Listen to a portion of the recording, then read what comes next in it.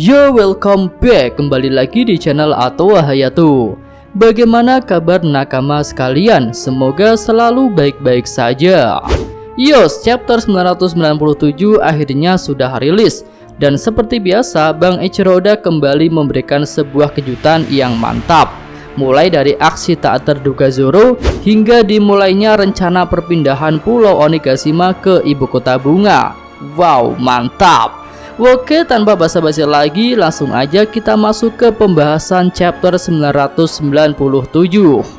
Judul chapter ini adalah Homurakumo, yang berarti awan yang membara. Judul ini akan berkaitan dengan rencana Kaido tentang New Onigashima. Lanjut ke bagian cover.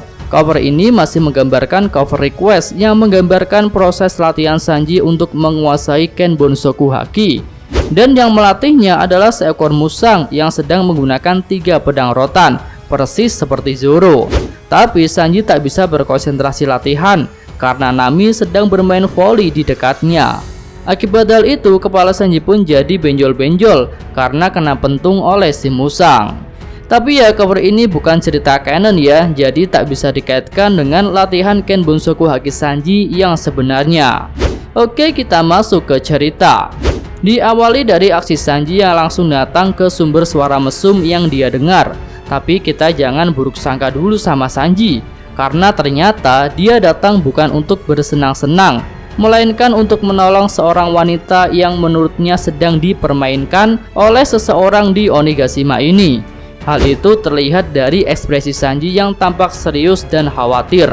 Beda banget dengan ekspresi Sanji yang sedang tergoda oleh wanita, yang biasanya akan menunjukkan lope-lope di matanya.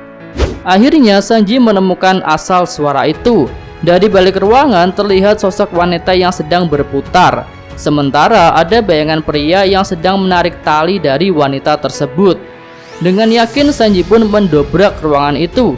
Dan hal tak terduga malah terjadi. Sanji tersangkut di sebuah jaring laba-laba raksasa.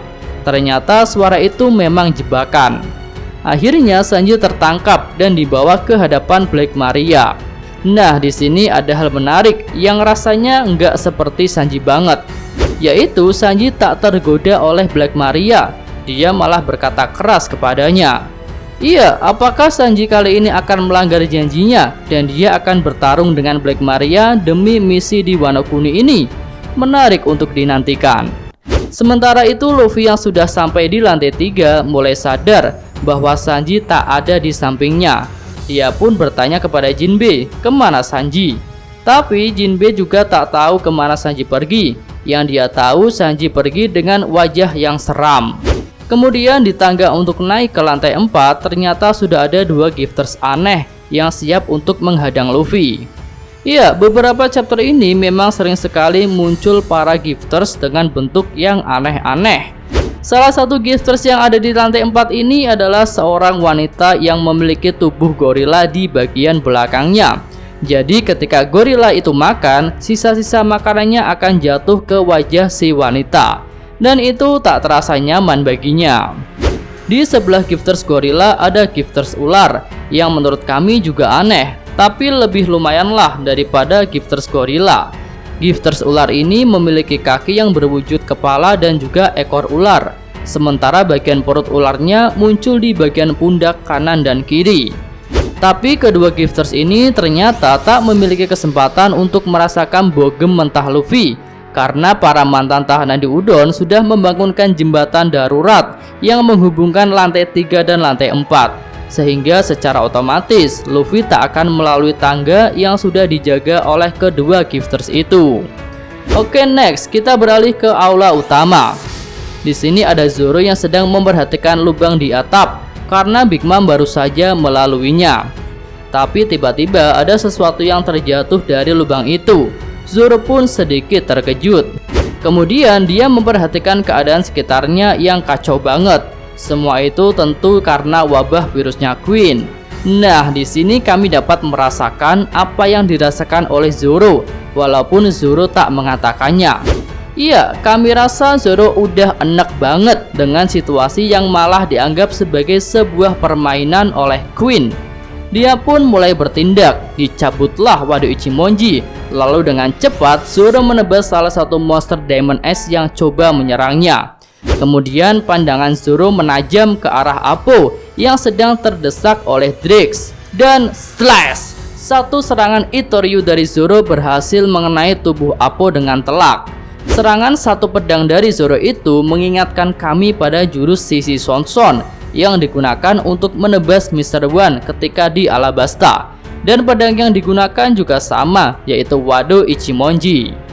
Setelah Appo terluka, vaksin pun berhasil didapatkan dan Zoro langsung memberikannya kepada Chopper.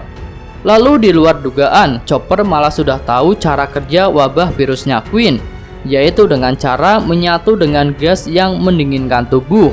Jadi kelemahan dari virus ini adalah dengan cara mendekatkan diri ke api. Dengan melakukan hal itu, persebaran virus di tubuh akan melambat. Nah, jika virus tak menyebar dengan cepat, maka Chopper masih memiliki waktu untuk membuatkan vaksin virus itu dalam jumlah besar. Dan dia akan memberikannya kepada seluruh korban yang terinfeksi, baik itu kawan maupun lawan. Kata-kata dari Chopper itu membuat seluruh orang yang terinfeksi jadi terharu. Bahkan para Kroco Kaido yang merasa dikorbankan mulai bersimpati. Setelah tahu bahwa Chopper sudah membongkar kelemahan senjata virusnya, Queen tak tinggal diam. Dia langsung mengarahkan senjatanya kepada Chopper. Namun Zoro kembali beraksi. Satu jurus pedang terbang menebas senjata Queen menjadi dua. Queen pun terkejut sambil menunjukkan ekspresi kocaknya. Iya, seperti yang kami katakan tadi bahwa Zoro sudah enak banget dengan situasi yang ada di sini. Kali ini dia pun berteriak dan mengatakan, "Aku datang ke pulau ini bukan untuk bermain, tapi untuk menebas Kaido, si makhluk terkuat." Wow, mantap. Kami rasa ini adalah clue yang sangat keras bahwa Zoro memang akan mendapatkan jatah untuk ikut bertarung dengan Kaido. Ya, mari kita nantikan pertarungan itu terjadi. Lalu bersamaan dengan teriakan Zoro, terjadi gempa bumi di wilayah Onigashima. Orang-orang di sana mengira bahwa gempa bumi itu adalah perbuatan Zoro yang muncul karena amarahnya. Bahkan Brook menduga jika itu merupakan aura Housoko Haki yang dilepaskan oleh Zoro. Tapi ternyata gempa itu tak berhubungan dengan amarah Zoro. Iya, dia mengatakan hal itu dengan jelas, "Bukan aku yang melakukannya." Sementara itu Robin menyadari hal apa yang membuat Zoro jadi emosi seperti itu. Ternyata Zoro melihat tangan Okiku yang jatuh dari lubang di atap. Robin pun juga melihat hal itu. Nah, dengan ditemukannya tangan Kiku itu, mungkin Lau bisa melakukan sesuatu untuk memulihkan kondisi Okiku menjadi seperti semula. Iya, semoga saja. Lalu tak lama waktu berselang, Marco datang ke lokasi Zoro dan Robin dengan wujud burung poiniknya. Marco pun heran mengapa kekuatan tempur utama bajak laut topi jerami masih ada di aula utama. Dan dia mengatakan, "Ada yang bisa kubantu?"